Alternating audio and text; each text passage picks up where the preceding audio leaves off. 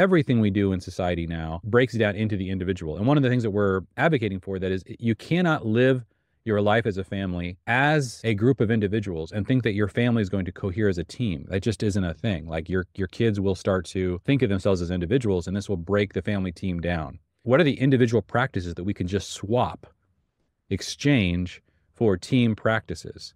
This is a powerful move. So we got 10 of these, and April and I are going to talk about one that we used multiple times as our kids were growing up. Hi, welcome to the Family Teams podcast. Our goal here is to help your family become a multi-generational team on mission by providing you with biblically rooted concepts, tools, and rhythms. Your hosts are Jeremy Pryor and Jefferson Bethke, and we can't wait to chat about all things family. Hey, everybody. Welcome to the Family Teams podcast. Guys, we got a huge announcement. We're so excited to share with you guys. So we're about to launch this thing called the Family Teams Accelerator. And this really fills a massive gap that Family Teams has been struggling to figure out how to fill for the last few years.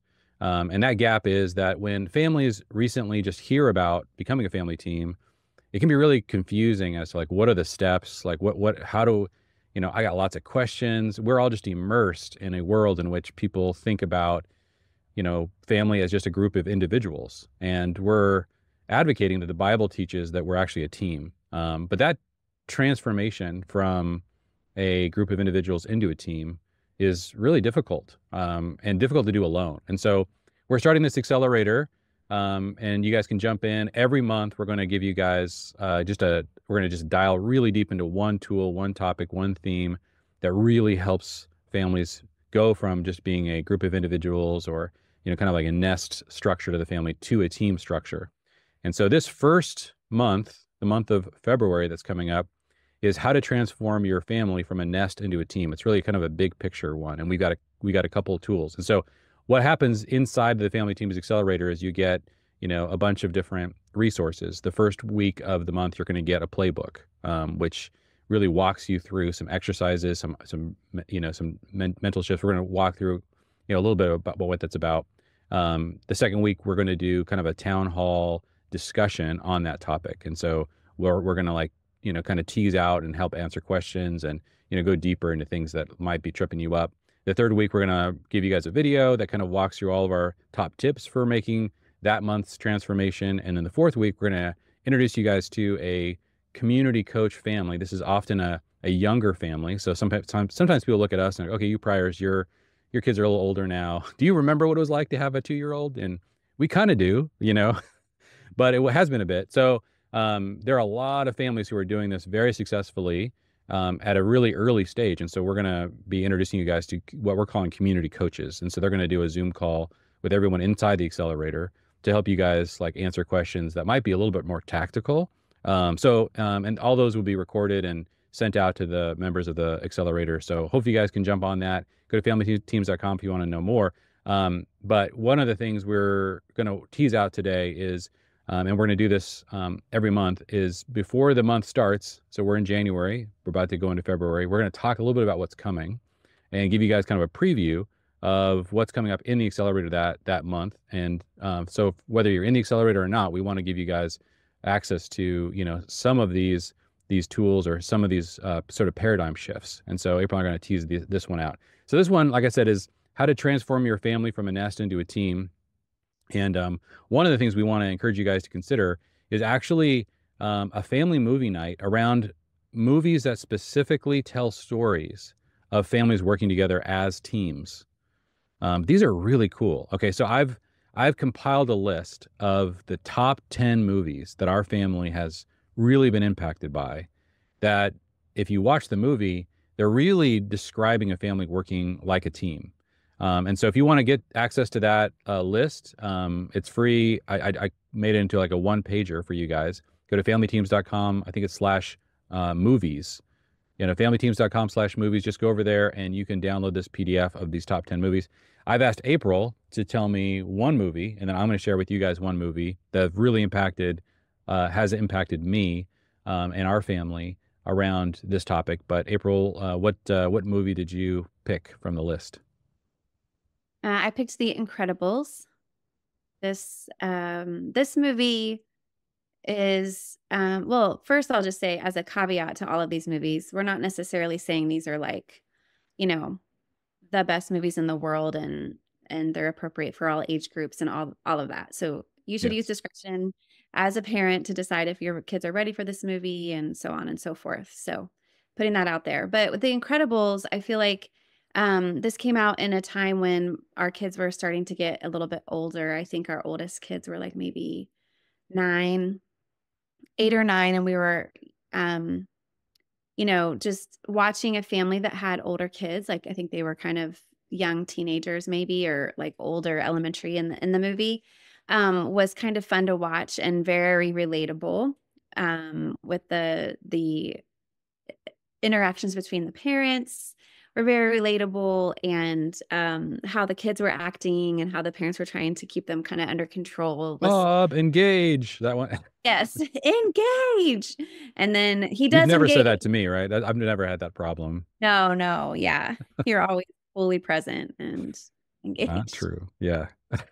So, sarcasm there. Yes. But yeah. So watching a father be distracted, struggling with his work life and where his identity lies, and a wife is kind of driven to being a little bit of a nag because her husband is so distracted, and then he tries to engage and he doesn't do it right, so she has to correct him. And like it was all very relatable, so you could just kind of are getting to see behind the curtain a little bit of a family that's like has these struggles and yet are committed to, like, there's no question that they're not going to work through all this. They know Right. they're going to work through it, but it feels hard. At one point it feels kind of impossible, and then there's a breakthrough, and the dad kind of has some clarity on his identity, and begins to lead a little bit better, and is able to apologize for the way he had been. And then, their marriage gets stronger. And meanwhile, the kids are kind of blossoming under Yeah. the clarity around identity. Yeah. It's such a good symbolic. And two, like in the history of the Disney movie canon, basically every movie that Disney ever made is really about the individual. There are some family elements, but like I think the pinnacle is either The Little Mermaid, where she just wants to get away from her family as much as possible, or Frozen. It's just like, Yeah. let me go, basically, from family. And so Pixar comes along and makes this movie, and we're like, oh my gosh, like they actually made a movie about a family team. Each of these kids have a superpower. And then at the end, there's this moment, right, where I'm trying to remember how, like, yeah, how that goes. Like that there's a transformation moment where there's like a sudden realization, because you see that there's individualism beginning to crop into it. It Mhm. really talks about this exact struggle. You see Yes. every single member of the family struggling with becoming kind of individualized, Yeah. but it takes like some kind of massive threat to come against the family for them to suddenly realize that we actually need each other and we're a team. Yes. And those individual talents and abilities, they need each other. Like they need the daughter to be the force field, and they need the dad to be really strong, and they need the mom to be able to stretch, and they need the son to be really Yes. fast. Like they're able to use all of their, I think one of the cool scenes is when the mom makes herself into a boat, and then the son is running on the water, while the daughter's sitting in there complaining and whining. But Yes. they need each other to propel into the next thing. And so they're kind of like being real and being kind of, attitudinal along the way, but they're like starting to understand what this is how we could, work together. And it's very impactful and empowering. And at the very end, the son, they have this like massive, like a scene where it's just like one thing after another, and then finally they're safe, and the son says, "Oh, I love this family. I love being a part of this family," or something like that. And it's just like this Yes. climax moment where you're just like, oh my gosh, this is so cool. We got to watch all the struggle and the behind the scenes, and then, to the fulfillment of them being able to, I feel like as the father kind of gained his understanding of who he was, it like unlocked the identity that the kids then had, and gave them a place to be able to unleash their individual talents and abilities. And I think that, our society today is so afraid to, we just want to be so individualized. And so I think that the ability to have still be people that are unique, but to be part of a team where we're accomplishing something together with those individual talents is really cool. Yeah, absolutely. So in the actual guide, so familyteams.com/movies, when you get this PDF, we'll give you these 10 movies plus some discussion questions. And one way to kind of do this with your kids, if you really want to have a deep discussion, sometimes like sitting through a 2-hour movie can be a little bit like mind numbing for discussion purposes. And so I'm a big fan of, if you want to actually discuss a movie, like watch the first half and then pause and then have like the discussion. And then maybe the next night, watch the rest and the culmination. So you're kind of living inside of the movie. Where is it going? What's happening? But what are the themes that are emerging? And I mean, this is such a valuable thing to do. But you want to make sure that you have time and your family has energy to actually have the discussion. Because this movie, like April's describing, has so many symbols that you can tease out as a family and say, okay, what does this mean? Or how have you guys seen this? It's just so well like described. Okay, so I'll give you guys one more movie that's on the list that for me has been sort of an obsession lately. So the movie is King Richard, and this is definitely not a movie for littles. So if you have middle school or high school kids, they probably can handle the content. But this is a tough story in some ways.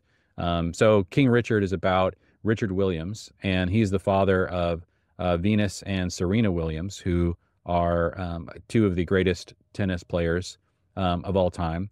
And there's a couple crazy things about this movie. I watched it over and over again, and I've also listened to Richard Williams' biography, his autobiography called Black and White. It's a really, really good read. And when you read that book or listen to it, you'll discover that the truth of what he went through is way, way, way worse than the movie portrays. The movie, as difficult as it is to watch, is really revealing a tiny fraction of the kind of challenges that Richard Williams faced. But it's one of the most remarkable stories I've ever seen in my life, because imagine this. So Richard Williams grew up incredibly poor in Louisiana. He moves to Compton in LA, one of the hardest places, just absolutely riddled with gangs. And he watches on the TV a check, I think a $40,000 check or something, being given to a woman who just won a tennis tournament. And he looks at that and has this incredible epiphany. And he sits down and he writes like a 75-page document, a vision for raising 2 girls to be tennis champions. And in that document, he decides that one of the girls is going to be the greatest tennis player alive, but the other girl will become the greatest tennis player of all time. Okay, so he writes this document, presents it to his wife, and says, we need to have 2 girls. They don't have any daughters. Like they have a couple of kids from her previous relationship, but they don't have any girls. And so they get pregnant twice. They get 2 daughters that come out, and it actually happens. Like his vision, one of Venus Williams becomes the greatest tennis champion of her time. She became for a season, and then Serena is largely considered to be the greatest tennis player of all time, greatest female tennis player of all time. Anyway, I can't get over how improbable and ridiculous the story is. But the thing that got me so deeply about this story is the power of a father's vision. And one of the things I've been constantly trying to advocate for is that people understand that fatherhood, there's an element of fatherhood that's all about protecting, and there's another element of fatherhood that's all about provision. And a lot of what it means to be a good father has really been boiled down to these 2 words, protection and provision. And I've been really trying to advocate for, there are other elements, but there's a third element that is at least as important as those 2. And that is that a father has to have a vision. And that if he does not have a vision, the family will not cohere as a team. And I know I've never heard of an example as profound as the Richard Williams example of the power of a vision.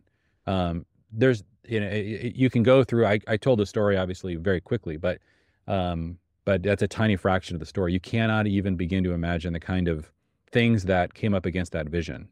I could go on and on for hours about what the kinds of things that they endured to try to make this vision a reality. I mean, one of the crazy realities is that there was one tennis court in Compton that was completely taken over by gangs, and Richard Williams spends years trying to turn that back into a tennis court so that this vision can. And he got beat up over and over again. One time, like, lost multiple teeth. I mean, they almost got beat to death by these gang members. And they finally gave up because they beat him up so many times as he tried to recapture this tennis court that they started to become afraid of him because they couldn't understand how he was coming back. I mean, it's like that, just one story. And this was actually even before the girls were old enough to start playing tennis. And then he had other confrontations, and it's the most improbable story you can imagine. But if you ever, as a father, if you're listening to this, if you've ever wondered about the power of a vision, and one of the elements that's really unique about the King Richard example is that Richard Williams also really embodies the power of a incredibly specific, detailed vision. And this is one of the things I struggle with a lot as a father. I have like vision statements that, basically can be said in a couple sentences. I've never written a 75-page document.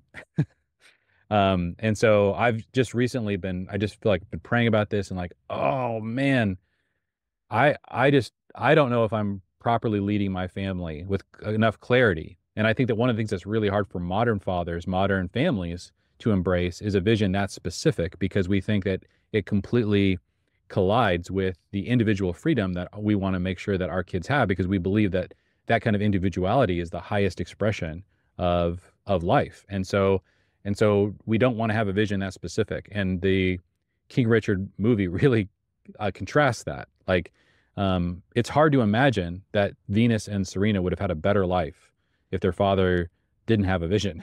It's like, really watch that movie and kind of pay attention to their story and ask yourself that question. Would they have been better off? The daughters even say that at the end. Yeah. I feel like in the movie they do. I don't know if that's in the book, but yeah. Well, they're constantly talking about their father in interviews. If you go on YouTube and just watch, they're really unambiguous about this. So anyway, incredible movie. There are 8 other movies on the list that we'd encourage you guys to get. So just, grab that over at familyteams.com/movies, and you guys can get the discussion guide and the list.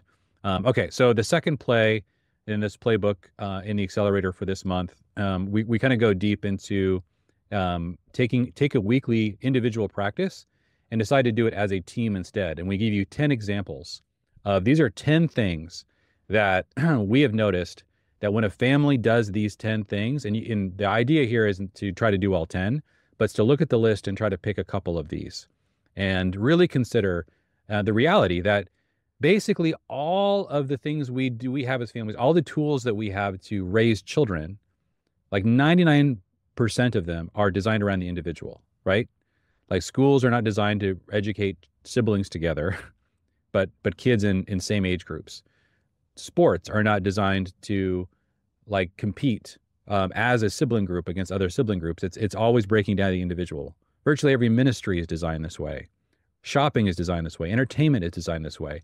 Everything we do in society now breaks down into the individual. And one of the things that we're advocating for that is you cannot live your life as a family as a group of individuals and think that your family is going to cohere as a team. That just isn't a thing. Like, your kids will start to think of themselves as individuals, and this will break the family team down.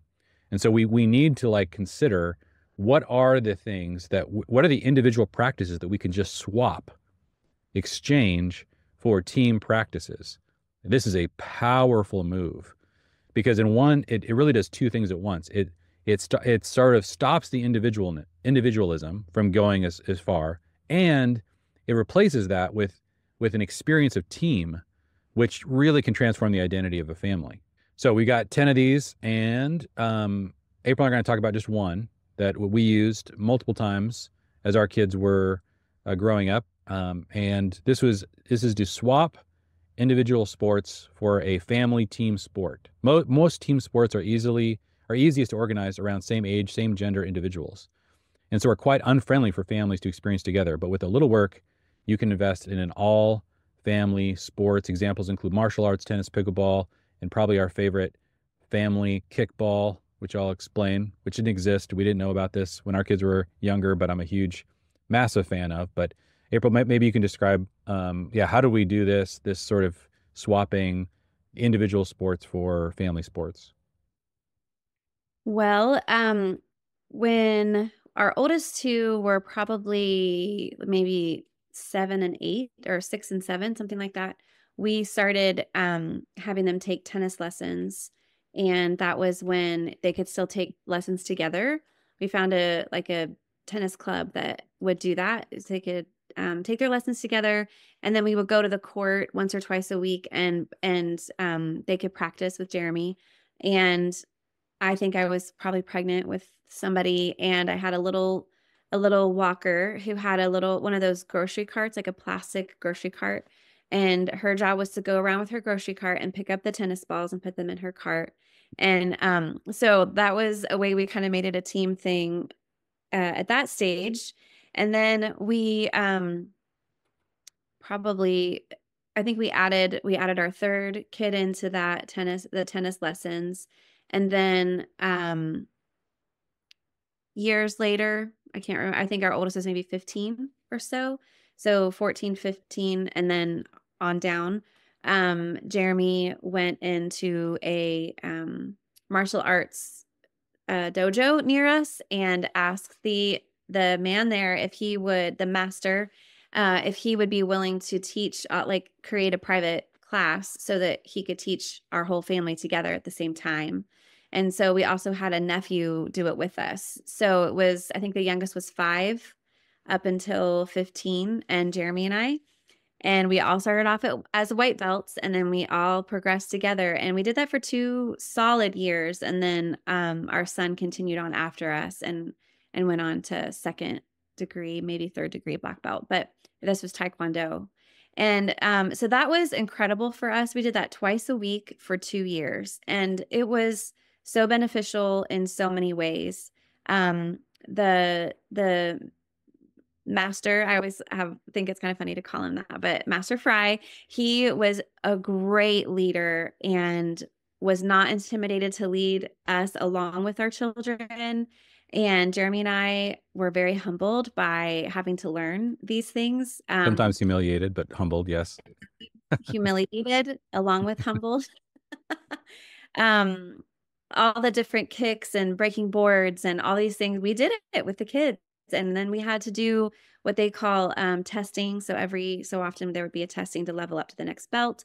And that is a performance in front of the audience of parents that are there to watch their kids do this. And Jeremy and I were up there with the kids doing it. And that was very, Praying that no one again, would recognize us. None of our friends would show up. Every once in a while, we yeah, had people we knew. We're like, here comes the yes, show. Yeah. yeah. And they're like, we were, they're there. Oh, we're here to watch our 5-year-old. And we're like, yeah, we're here participating. So it was, yeah. So good for us to learn a new skill at that age. It was really good for the kids to see Jeremy not be good at something and then be taught by someone. To watch their dad learn was actually, I think, a very positive thing. They became really encouraging to us when we would have a hard time. This guy had a tradition in his dojo of whenever it was someone's birthday, that the whole class had to do that many burpees. So when it was Jeremy and I's turn, our birthdays, the kids were not happy with how many Oh, burpees we had to do. We had to do how many burpees for how old that person was yeah. turning. We were So in our 40s or something. Yeah. yeah, I think we were in our 40s. And so that was not fun for the kids. But so just so many different things we learned in that time and that we did together. And it was very bonding experience. We learned how to spar so we could take stuff out on each other, but we had sparring gear, so it was safe. Yeah. Um, Somewhat safe. somewhat safe. So that was a big one. And then I know there have been different times in and out where Jeremy has a past a gym that has like a buddy pass on it, and he would always try to bring a kid with him that was old enough. I think we had to be 13 or something like that. So some of the younger ones couldn't wait till they were 13 so they could go to the gym with dad. So just thinking about, we tried running. We did. We are not running. We For discovered a hot after like minute. two attempts that we are not a running family. So you Which I can think would try be that. awesome, by the way. If you're a running family, you can run Yes. 10Ks or marathons or something Yeah. like that as a family. Do it. We failed miserably. Yeah. Both April and I basically hate running. Yeah. Well, it's fun to see now what this is doing with the kids because, for example, like right now, well, in the last spring or something, two of our daughters trained to do a 10K, and they did that with like someone who's discipling them, and so they got to do that together, and that was like a real victory for them. But they didn't think twice about doing that together. They couldn't sync up their rhythms to really like train together, but they did do the race together. And then currently our daughter and her fiance have a membership at the same gym, and they go work out together 3 times a week in the morning, and they take a younger sister. When one of our daughters takes another daughter with her to go. So it's a thing now, kind of like do some kind of exercise or workout together. I love that so much. Yeah, this is an area that again, it can be hyper individualized. And our kids did do some individual sports. Jackson had a year of football. Kelsey had a year of basketball. We weren't necessarily against those experiences. But man, once it became a win for the whole family, we could just double and triple down on it. There's just no hesitation. Sometimes like when Jackson was playing football, there was 4 practices or 3 practices a week plus a game. It was just overwhelming for a family of 5 kids to try to keep up with a schedule like that. But all of our kids were pretty little at the time, so it worked out. But this was a massive game changer. And I think that if you're interested, by the way, in that family kickball, we got some friends that are starting the league. You can go to familykickball.com. Our friend Jeremy Netting created these incredible rules. There's a whole podcast on the Family Teams podcast that I did with Jeremy. So if you want the rules of this thing, look at that podcast. It is a brilliant, it'll blow your mind. If you're looking for a family team sport, these are all great options: martial arts, tennis, pickleball, running, family kickball. I have a friend who's trying to do a similar way of like tweaking the rules so that there could be family soccer. I'm very interested in that. So if anybody's figured that out, let me know. I'd love to have you on the podcast. I'm a huge fan of this one move. There's like 10 moves that we're talking about that you can make to swap an individual activity for a family one. But yeah, this is a fun one.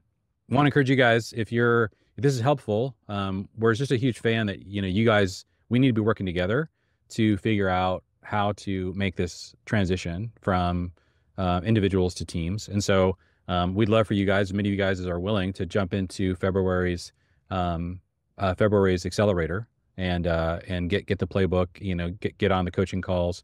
And so, yeah, jump over to Family Teams and sign up for the Accelerator if you're interested, get more information over there. Definitely would love for y'all to check out the movie list at familyteams.com/movies. So yeah, let us know how that goes. I'm so excited just to get to spend more time with y'all who are kind of early in this journey of the transformation. It's going to be so fun. We got big plans for March and April as well that we're starting to work on the content for those playbooks. But yeah, we'd love for you guys to jump into the Accelerator and hang out with us and help kind of take more baby steps into this direction instead of like a lot of people have said, oh, seems so overwhelming. And so we're trying to break it down a little bit more for y'all. Sweet. Thanks, April, for jumping on here today. And thank y'all for joining us. Thank you for listening to the Family Teams podcast. If you're enjoying this content or have learned something new, please make sure to leave a rating and review and share with a friend. To stay up to date with our events, new content, and products, you can follow us on Facebook and Instagram at Family Teams.